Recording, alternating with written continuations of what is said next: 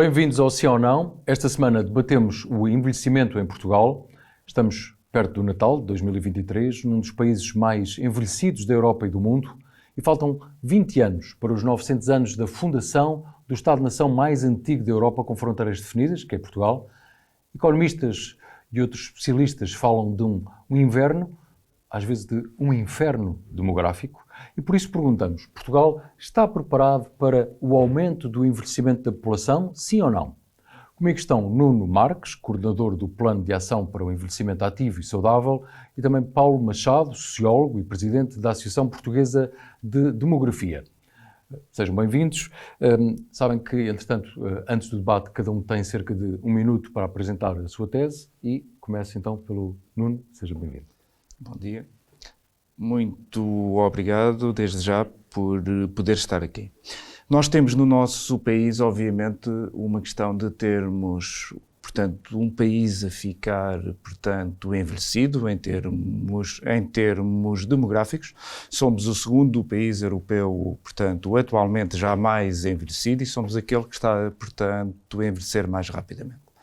Mas temos aqui algo que já vem a ser feito, temos um plano estabelecido, há políticas que nos apontam para portanto, caminho concreto em termos de atuação.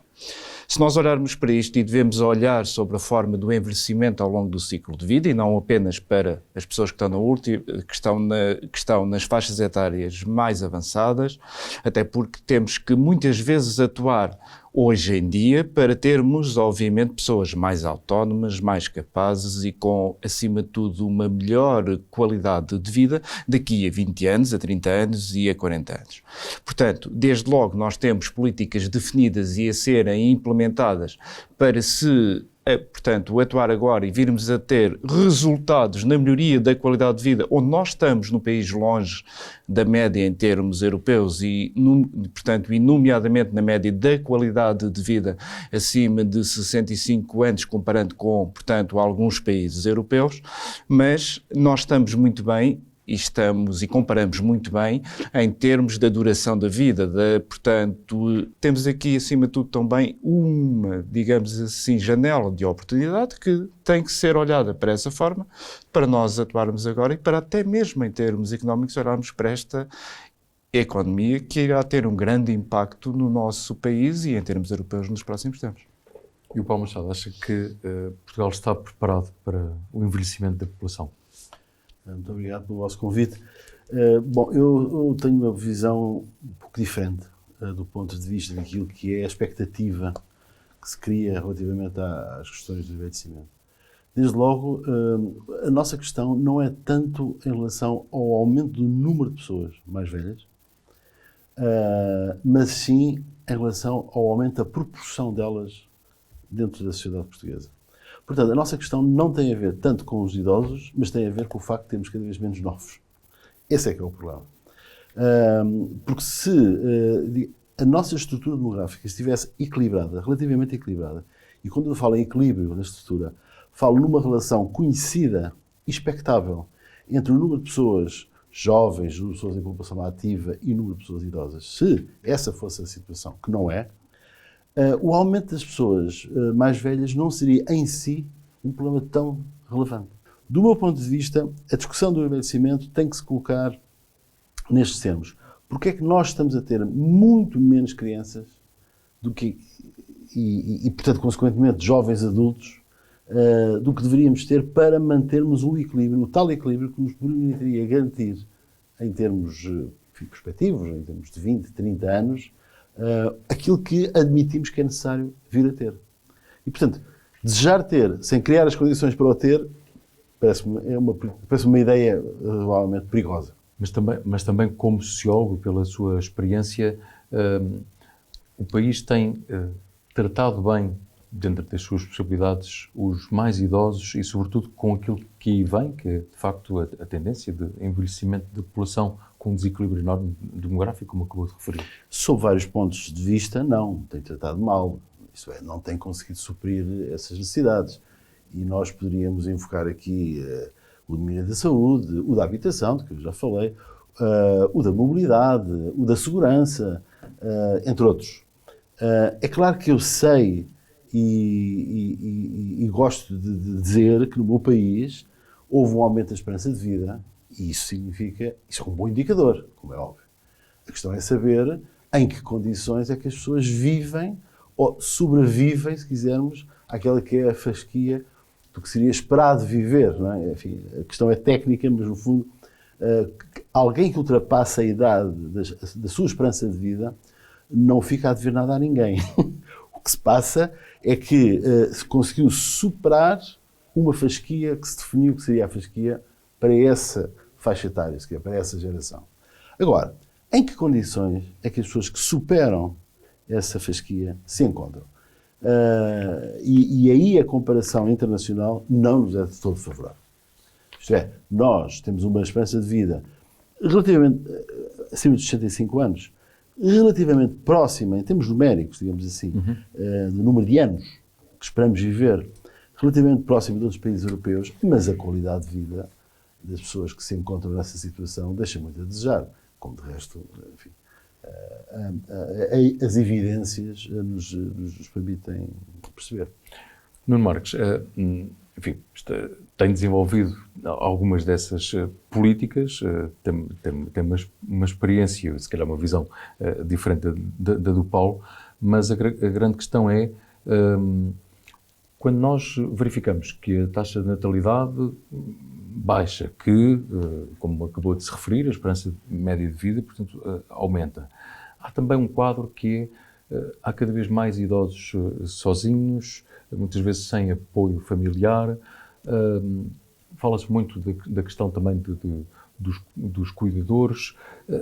De medidas concretas, o que é que pode ser feito? Porque percebemos que pode haver uma política pública, que há uma série de áreas que são transversais e, enfim, na sua área de atuação, obviamente, tem de interagir com vários ministérios, mas o que é que poderia haver mais e diferente para apoio aos idosos? Posso lhe dizer que foi lançado há pouco tempo portanto, concurso com, portanto, apoio das verbas do BRR, que servem mesmo para isso, para uma, portanto, estruturação do, portanto, radar social, em que basicamente foi testado em Lisboa, que foi uma experiência boa nos bairros, que visa identificar pessoas em vulnerabilidade, quer seja por estarem sozinhas, isoladas, quer seja por terem faltas de outro tipo de, portanto, apoio, de forma a que as políticas cheguem a essa capilaridade de irem a seguir definir para cada zona do território qual é que é a política mais adequada. Até porque não é a mesma coisa nós estarmos a falar de algumas zonas do interior onde, por exemplo, a questão da deslocação e da mobilidade é algo que é fundamental e onde há um grande déficit para estas pessoas terem acesso ao nível de apoios, de cuidados, de serviços que elas devem ter e, portanto, nas grandes cidades onde isso é mais fácil. Só para dar aqui um exemplo de uma política que, obviamente, tem que ser olhada no território de forma diferenciada para isto. Para isso nós temos que os identificar. E ele faz isso e vai depois levar ao acompanhamento. Há aqui outras coisas. Mas desculpe interromper-se, mas, por exemplo, pode haver maior apoio, por exemplo, para famílias cuidadoras. Pode haver alterações, por exemplo, relativamente ao sistema da habitação. Pode haver e estão a ser implementadas algumas. Ou seja, desculpa a crueza da expressão, a tendência europeia, enfim, dos países civilizados onde nos inserimos, não é depositar os mais velhos em lares. Não, a tendência... Está a ser uma tendência diferente. Portanto, a tendência, hoje em dia fala-se cada vez mais em algo que nós estamos a fazer também cá, que é uma transição da institucionalização para as pessoas poderem estar em casa. Isto não quer dizer que as instituições, como nós as temos hoje em dia, não façam falta. Fazem. Tem que ser, e devemos apostar sempre, de forma contínua, na melhoria dos cuidados que estão a ser dados às pessoas aí. Mas elas vão continuar a fazer falta. Mas temos que ter esta aposta, porque quando nós pomos a questão às pessoas e o foco, quer deste plano, quer das políticas, tem estado muito aí nas pessoas, em chegar às pessoas, e quando nós lhe pomos a questão onde é que querem estar, onde é que querem ter apoio, quando necessitam dele, a grande maioria diz que querem estar na sua casa, portanto, nos seus ambientes, onde elas já conhecem. E nós temos que, hoje em dia, cada vez mais apostar nesta questão de irmos mais próximo das pessoas. Qual é aí? Temos aí várias formas de fazer. Uma delas é com, portanto, a prestação de cuidados formais, através de, portanto, instituições, e nós, em Portugal, temos a sorte de ter portanto, terceiro setor forte que nos faz isso e que nos dá esse tipo de apoio muito próximo das pessoas. Mas temos depois também os cuidadores informais, onde foi criado um estatuto dos cuidadores informais em Portugal, e mesmo para, portanto, quer para aqueles que têm acesso a esse estatuto, quer para os que não têm, estão a ser criadas ajudas, e ainda há pouco tempo foi criada uma componente de formação gratuita, onde eles podem ter acesso à formação, de forma a que aquelas dúvidas que têm, para quem nunca cuidou, ou para quem de um dia para o outro necessita de dar apoio a uma pessoa da família, ou portanto, amigo, conseguir saber. E o Centro de Competências de Envelhecimento Ativo, que foi criado por este Governo para isso, disponibiliza de forma gratuita esta formação, com depois a seguir profissionais de forma síncrona, portanto a tirar as dúvidas. O que é possível fazer mais e diferente na sua visão? Porque, quer dizer, neste momento ser o segundo mais envelhecido da Europa, o segundo país mais envelhecido da Europa, é uma coisa que é muito preocupante. Já nem falo da sustentabilidade da segurança social para quem ainda está neste momento no ativo. Certo. E eu, de resto, há pouco não me referi apenas e nem especificamente à sustentabilidade da segurança social. Sim, eu percebo. Sim. Eu referi a uma outra coisa, que é a sustentabilidade social. Ou seja, na história da humanidade, e evocou no início os 900 anos do nosso país, nestes 900 anos de história que nós temos, enquanto país, enquanto sociedade, autónomos, enfim, com aquelas pequenas... Com os lápis em tempos temporais. Na verdade, o que é que nós desenvolvemos? À semelhança de todos os outros. Nós desenvolvemos modelos de relação social que estão muito assentes na relação intergeracional. Quer dizer, a nossa vida é isso. Sempre foi isto. E não temos experiência histórica, e eu vou chegar ao meu ponto imediatamente a seguir, não temos experiência histórica de viver debaixo de um cenário de descontinuidade geracional. Que é isso que nós temos hoje.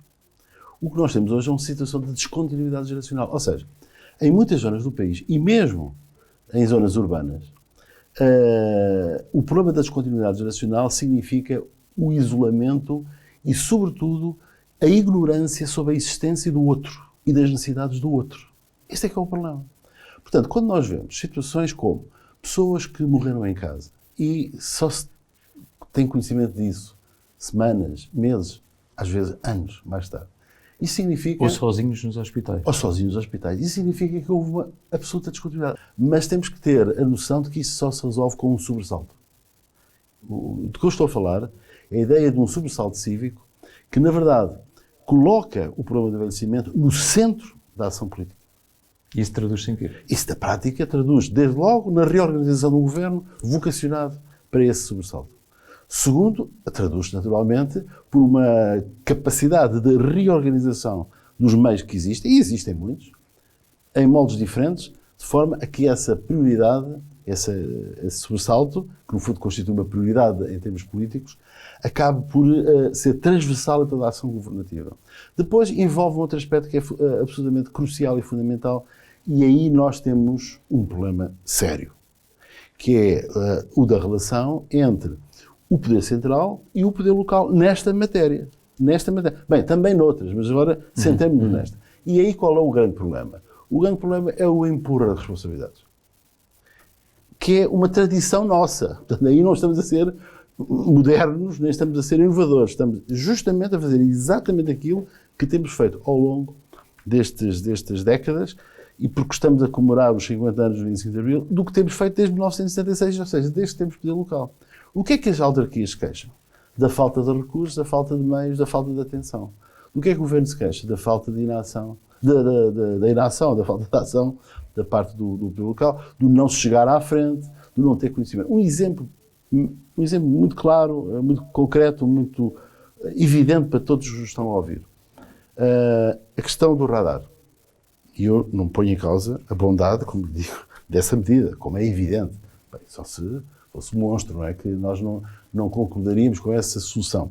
A questão do radar. Nós temos neste país uma instituição pública que todos os anos, no terreno, em níveis de capilaridade muito baixos, não é? Faz um levantamento das pessoas que se encontram sozinhas em casa. É a GNR. Através daqueles que eles chamam fazem o parte censo. desta solução do radar.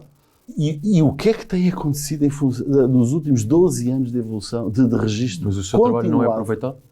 Esse trabalho é É completamente... aproveitado e maximizado na solução posta agora em cima da mesa. Bom, Em que basicamente faz a coordenação dessas opções todas e soluções, e ainda mais, dando a resposta ao que disse antes, que é de uma transferência direta de verbas, em que o Estado Central vai pagar as equipas que fazem a coordenação, que são das autarquias.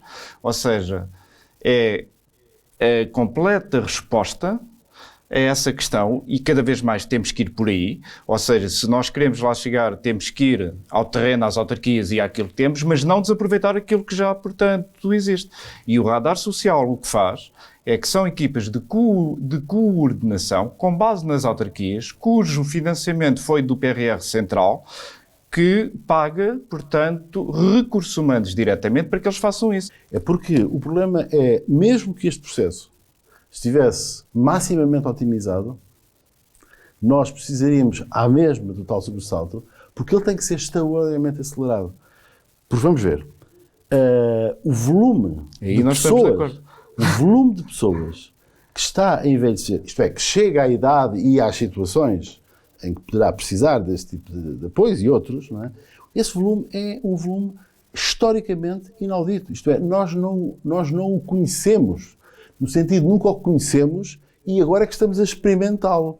E, demograficamente, é preciso que as pessoas tenham noção de que o que se espera nos próximos 20 anos, suponho que, enfim, essa é uma boa fasquia para este programa, é que a população, no seu conjunto, diminua, mas a população idosa aumente muito.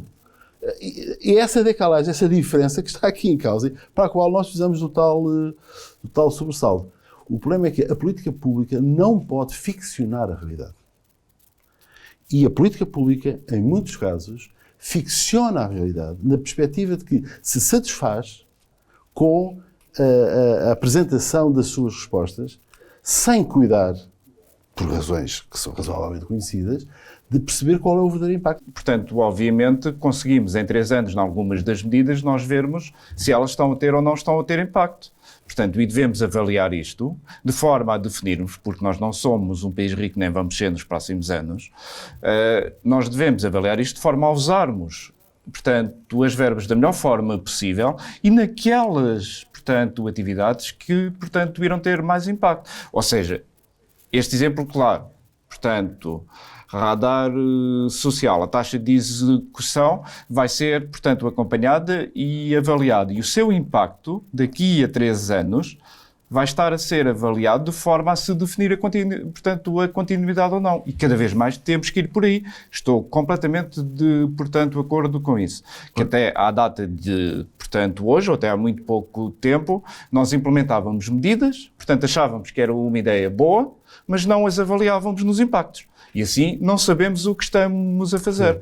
Mas dar aqui também uma nota. Quando nós olhamos para estas pessoas, destas faixas etárias hoje em dia, elas podem ser um motor da, portanto, economia. E temos que ter também aqui projetos para a área do empreendedorismo sénior e darmos ajudas para que eles possam desenvolver as suas próprias empresas ou pequenos negócios. E também temos que ter aqui a noção que é necessário haver alguma flexibilização na passagem à reforma, porque há pessoas destas que querem continuar a trabalhar e que são muito úteis naquilo que fazem. Tocou no ponto. E isto é a chave. Nós olharmos para isto desta forma e quando há pouco dizia, e muito bem, nós iremos ter 1.200.000 pessoas a menos a trabalhar na parte ativa daqui a 20 anos, se não fizermos nada. Portanto, temos que, obviamente, tomar medidas para isso. Não vão nascer pessoas agora que nos deem a resposta a isso. E em termos da natalidade, eu acho que há medidas estruturais que têm que ser feitas e algumas já foram feitas. Dou aqui um exemplo. A creche gratuita pode ser um incentivo bom porque tira uma carga de quando as pessoas pensavam em ter filhos, que era o pagamento da creche, por exemplo, e esta medida pode ter impacto, e vamos vê-lo nos próximos anos, se irá ter ou não, e vamos avaliá-lo. Precisamos de atuar, para termos mais pessoas ativas, e para termos mais pessoas ativas, só temos aqui duas opções. Temos a questão da migração, onde temos que, obviamente, captar e apostar na migração e numa migração organizada, que seja integrada na sociedade, que tenha acesso à formação e à capacitação necessária para as suas áreas, mas depois também perceber que as pessoas hoje em dia que têm 65 anos, 70 anos ou até mais, muitas delas estão muito capazes de conseguirem dar um contributo fundamental à sociedade, até porque são pessoas muito válidas, com muita experiência, com muito know-how e que não se deve perder de um momento para o outro com esta passagem à reforma, como nós temos, que é estamos a trabalhar a full até, portanto, um dia, no dia seguinte deixamos de ser úteis à sociedade. Isto não tem sentido. E temos que, portanto, obviamente, desenvolver medidas para que isto aconteça naturalmente ao longo do tempo. Temos aqui uma coisa terrível que é a ditadura do tempo, e eu vou pedir ao Paulo, até porque foi abordado precisamente o tema da demografia, de medidas de natalidade e também na qualidade de responsável pela Associação para a Demografia. Que incentivos é que poderia... Eu sei que isto era outro debate, mas que incentivos é que era possível avançar para tentarmos inverter rapidamente, porque é de facto um problema gravíssimo, de facto não estar a haver mais crianças e inverter o declínio demográfico? Sinteticamente falando, as diferentes medidas que nós temos, e temos algumas, efetivamente, pela observação da evolução demográfica anual, nós constatamos que essas medidas são manifestamente insuficientes. Por isso estamos todos de acordo com isso, porque não alterar o essencial. E o essencial o que é? O essencial não é fazermos a contagem do número de filhos por mulher, o tal índice sintético de profundidade. Aí até restámos uma ligeiríssima subida. Portanto, se ficarmos a olhar para esse termómetro, não é? Nós dizemos, a febre está a baixar. O problema não é esse. O problema é que nós já acumulámos um déficit de tal maneira elevado que, como dizia o Sr. e bem, nós já não vamos conseguir recuperar isto pela via natural, no sentido, pela nossa própria natalidade. Quer dizer, isso estava. Então, se estas não funcionaram, quais são as outras que funcionam ou que podem funcionar? Penso que essa é a sua pergunta, sim, finalmente. Seria a imigração? Nomeadamente, pela experiência, pela observação de outros países que têm problemas relativamente semelhantes, embora o nosso, com uma cuidado extraordinária, não é? Com uma intensidade brutal. Então, o que é que eles fizeram que possa ter resultado lá e que poderia resultar cá? E aí temos uma distinção a fazer entre aquilo que são as medidas que são mais dirigidas às famílias, muito particularmente às famílias, e muito especificamente às mães, e essas fazem parte daquilo que nós podemos chamar o bolo das medidas que conciliam ser-se pai, mãe, com o trabalho profissional. Este é a familiar. Portanto, aqui envolve questões relacionadas com horários de trabalho, política de rendimento, transportes, habitação. Diria, envolve quase tudo. Portanto, a complexidade está aí. Está em conseguir mobilizar os diferentes subsetores por forma que a conciliação, o resultado final dessa conciliação, seja um resultado que é aquele que nós pretendemos. Meus caros, temos mesmo de terminar. Agradeço muito ao Nuno Marques e também ao Paulo Machado a vossa presença e espero que continuem a acompanhar este projeto. É tudo. Já sabe que pode ver este debate e os anteriores programas no site amanhã.pt, também na Euronews, no canal YouTube em português, ouvir em podcast e, claro, ler no jornal Portugal Amanhã. Conto consigo na próxima semana.